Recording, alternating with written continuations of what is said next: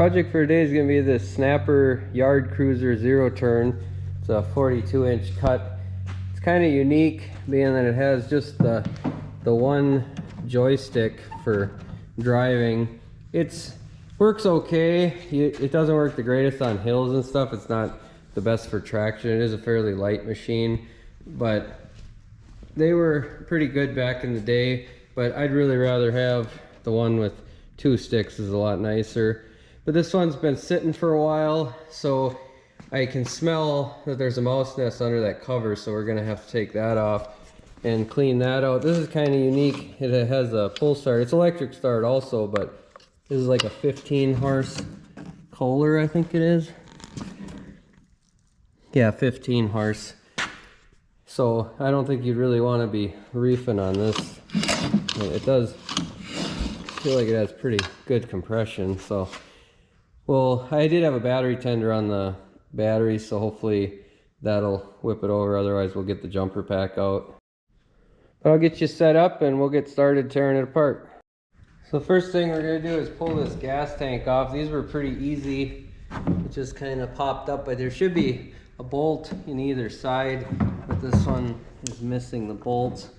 You can just set that off to the side for now. We'll pull this air cleaner off, see if the mice got into that. We're missing the wing nut that goes underneath there. Doesn't look like the mice got into that, it's just a little bit dirty. It actually looks pretty clean under that foam. I'll just spray that off with some air. You can see down in there, we've got a mouse house. Looks like a bunch of fiberglass insulation and stuff. I think it really got it packed in there. So we'll get to tearing this cover off. These Kohlers have quite a few bolts, but it looks like some of them are busted off. There's one broke there and there. And we've got one here and a couple along the sides and in the front there. Just have to unplug this voltage regulator too. We'll have to take that one screw out. There's a ground wire connecting, otherwise we could disconnect it there. See if I can just get it with the Leatherman. There we go.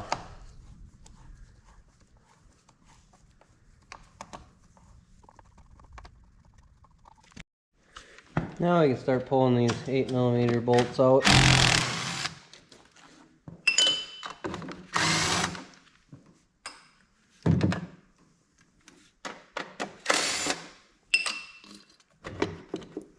Let's get a ratchet for those two.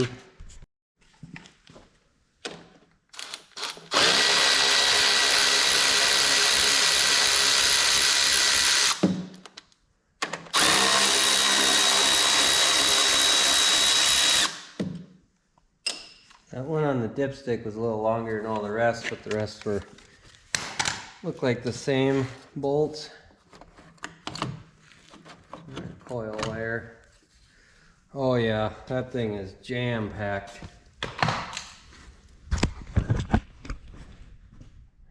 Yeah, they were really made a home in there.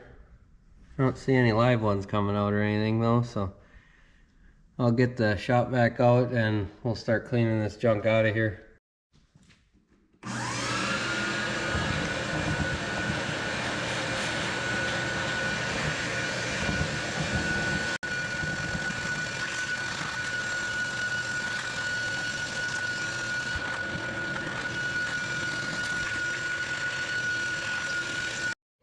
Well, I got it cleaned out pretty good. I'm gonna throw the cover back on it loosely, and then I'm gonna put the bolt in for that dipstick. I don't want that blowing out when we try starting it.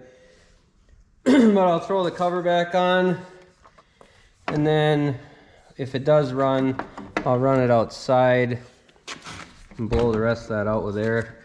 It really reeks like mouse nest. I wish I could put smell-o-vision on here so you guys could see how I knew for sure there was a mouse nest in there.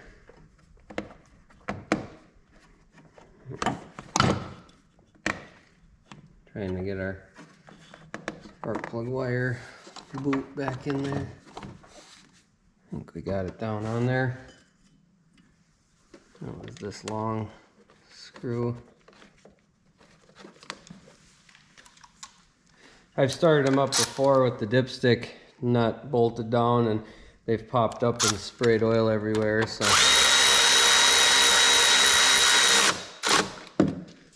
we'll leave that like that, and I'll set the gas tank back up there. And there is a fuel shutoff valve. I'll turn the gas back on. I guess I'll throw this air cleaner back on here too. There's probably still going to be some mouse nest junk flying around, so I don't want that getting sucked into the motor.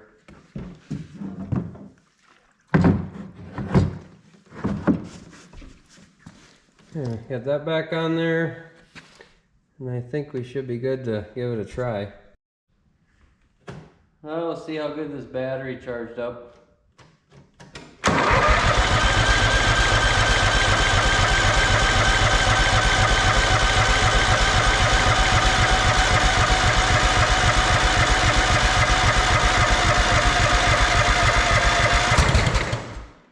Well, we got a pop out of it, but our battery sounds like it's failing.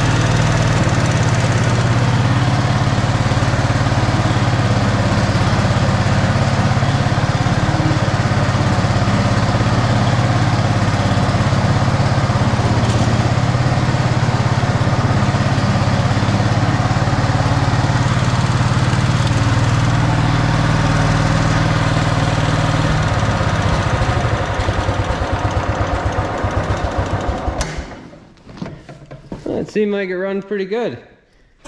It was blowing a little bit of junk out of the backside here. I think the airflow kind of runs down where the exhaust runs here, and it shoots out the back because there was some insulation and junk blowing out of there.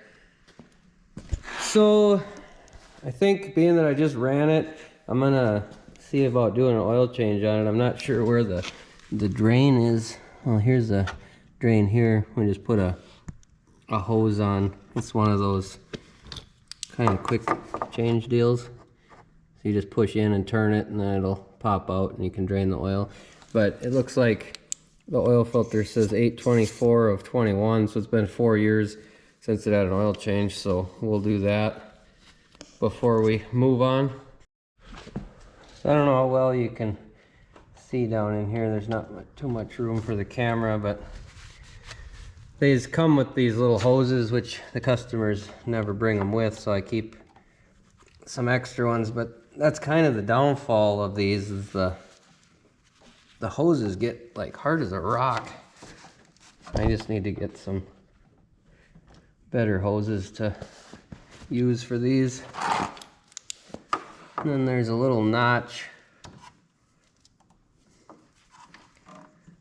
that you turn it past. I can't really get in there on this one. I was hoping I could turn it with the hose, but I might have to grab the pliers.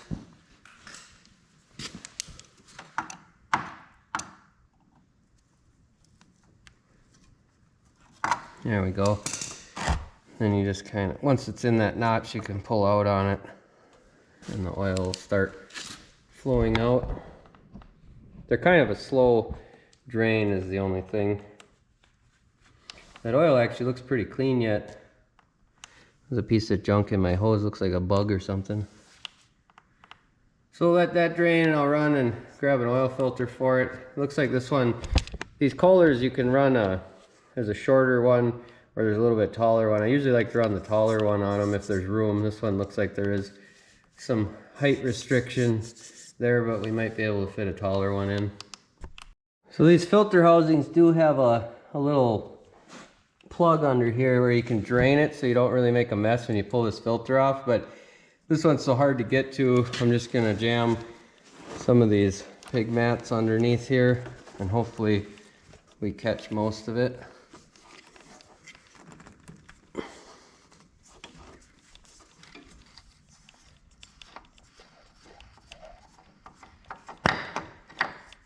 Oh, we had some pressure in there for some reason. It's kind of strange.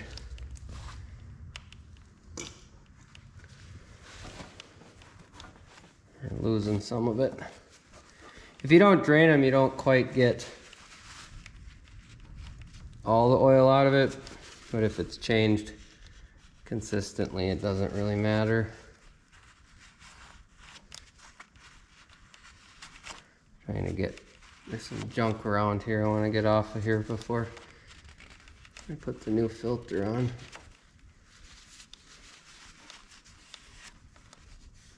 That's just staining on that outer part.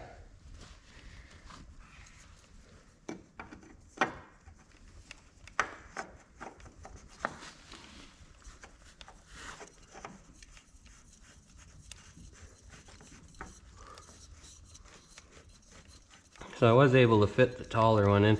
I don't normally use these Hastings filters, but I had gotten a bunch of them when the other ones were out of stock last year.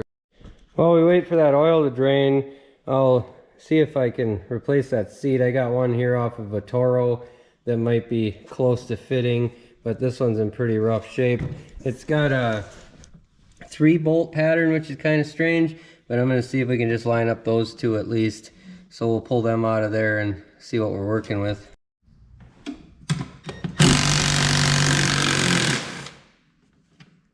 Well, that's a short one.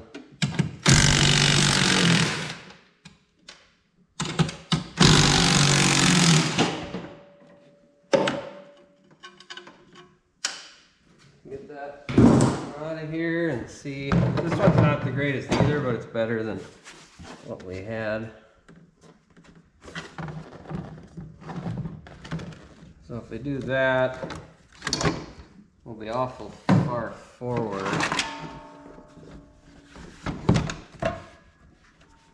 If we go to these holes, well, that might work if they line up.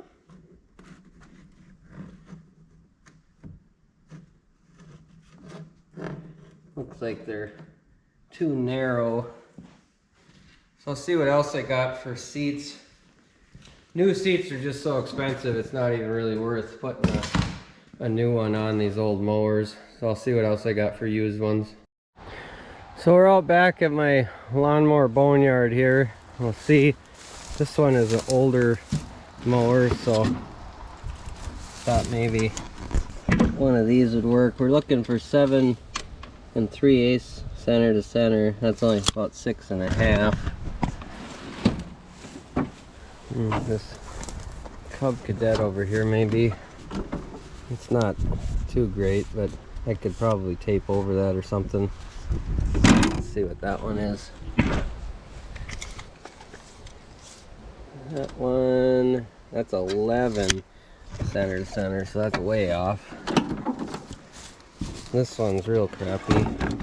That wouldn't work anyway. Don't really want a yellow one on there, but I think this is narrow too. Yeah, that's 6. Well, that was a bust. So what I think I'm gonna do is kind of set it where I think it would fit good here. Maybe. Now that feels about the way the other one was. And then if I can hold it.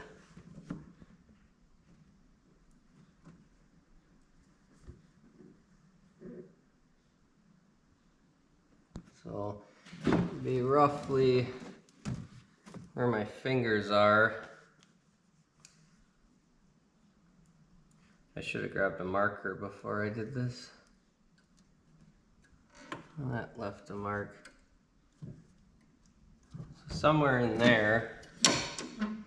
The seat switch is here, so you don't have to worry about that in the seat. And then I'm just gonna measure those, and then I'll just drill 2 new holes in that plate, and that should work. So I tried to center it best I could, but being with the width we've got, it's gonna end up a little bit off, but I marked it here and here, and I measured in, so we're the same distance here, so the seat is fairly straight. And I'm just gonna drill a couple new holes here. I put a board under here to keep it from flipping down.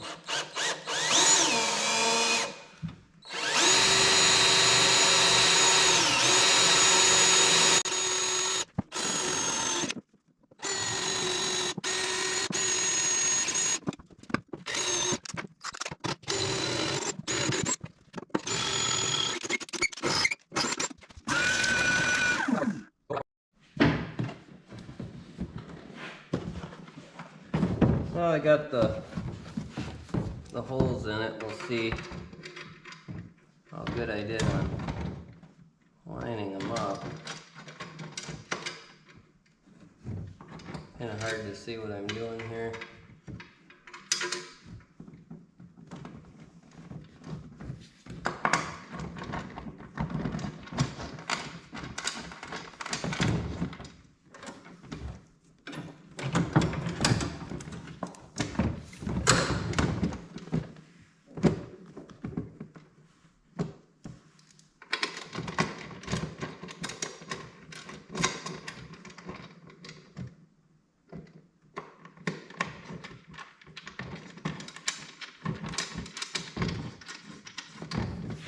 Well, looks like we got them.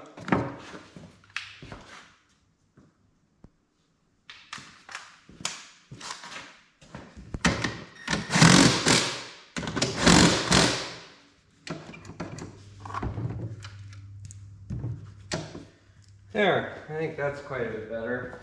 The seat's got some kind of fading on it, but I think I can wipe that off with some soapy water, make it look a little bit nicer. Actually got some glass cleaner here. Should work.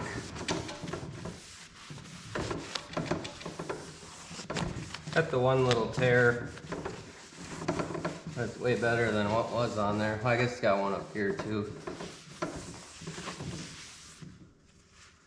Let's see what that'll look like when it dries.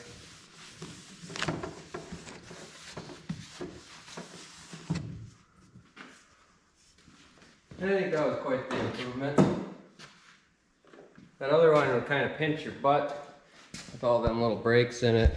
So I don't care as much if the brakes are up on the outside edges or something, but it looks like it is kind of turning that white again. But that might wear off as you sit on it and use it. But I think the oil's been draining plenty long now, so I'll take that hose off of there and close that valve, and then we'll fill it up with oil and get it outside so we can blow that engine out better.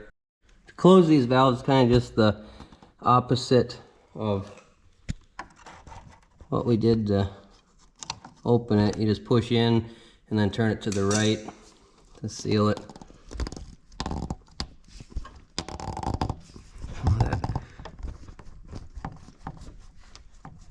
That hose was really on there. And then there's a little cap you can put over just in case it leaks at all. These Kohler engines, like a 10W30 oil, I'm using the Sten Shield stuff. It's actually designed for small engines. A lot of the stuff you'll get, if it's automotive oil, it's not going to have the zinc in it that these small engines need. Some of the diesel oils will have better additives in it that work good for small engines, but for the most part, the automotive oil you kind of want to stay away from. I'm pretty sure these were like 1 3/4 quarts. is what they held. But I'll put 1.5 quarts in or so, and then I'll check it.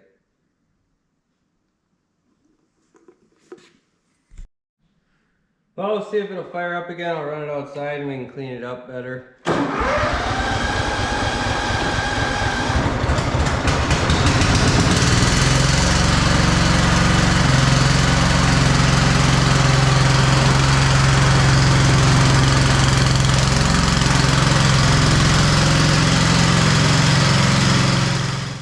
You guys have seen me do this quite a few times, so I'll just show you a little bit of a before, and then we'll come back after I get done. Down in there is really bad, packed with stuff, so I want to make sure I get that cleaned out. I'm going to stuff a rag in here so I don't get junk in the carburetor. But I'll bring you back when I get that done. That didn't clean up too bad. I got most of the stuff that was way down in there. That was the main stuff I was worried about. There's still a little bit of junk in here, but nothing like it was. It still reeks like a mouse nest. Hopefully that smell goes away after it runs for a while. And I cleaned the air cleaner. It's still a little bit dirty, but not too bad. We'll get the cover put back on and then we'll take it out for a test drive. The blades on it look like they're in really good shape yet, so I think we can leave those alone. And I did blow off the deck. That was kind of covered in junk, but there's still some on there, but it's gonna get covered again once we test it out anyway. These are kind of bad for the grass coming up and over and sitting down in those valleys in there. So I'll get it back in the shop and we'll put that cover back on. I'm pretty impressed with that battery. That's a 4-year-old battery. That's just, this one takes almost like an ATV style battery, so they don't normally last too long, but this one is going strong after it was dated March 30th of 21. So that's a pretty good lifespan. It probably had a battery tender put on it or something. That usually makes them last quite a bit longer, especially sitting over the winter if you put one on there.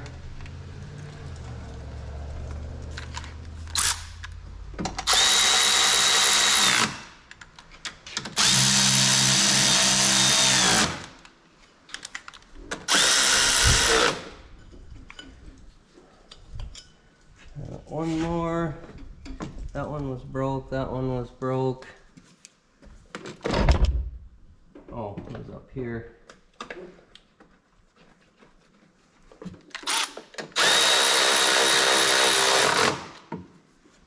Now we've got the screw for the voltage regulator for the ground.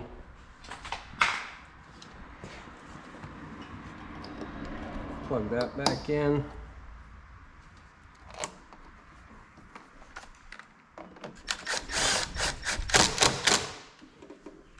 That should be good. I'll throw this gas tank back down.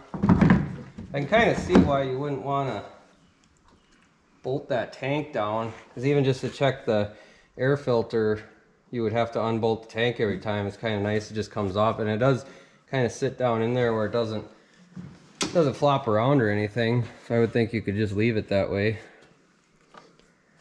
But I think we're ready to take it out back and mow a little grass with it.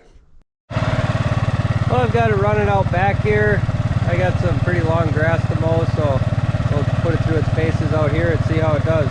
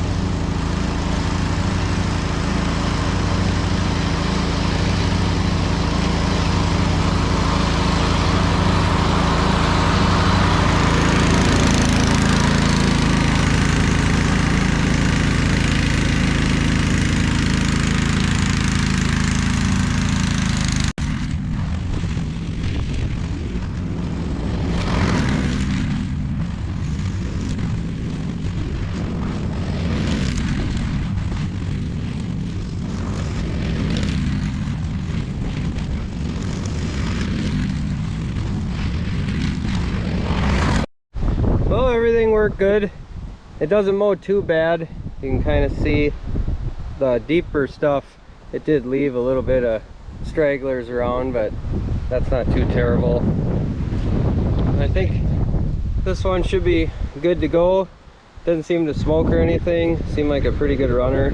Didn't get too hot. It isn't real hot out today anyway, but it's awful windy out here, and it did rain earlier, so it's a little bit wet to be mowing. But that's gonna do it for this one. If you like this sort of thing, like the videos and subscribe to the channel, and we'll catch you on the next one.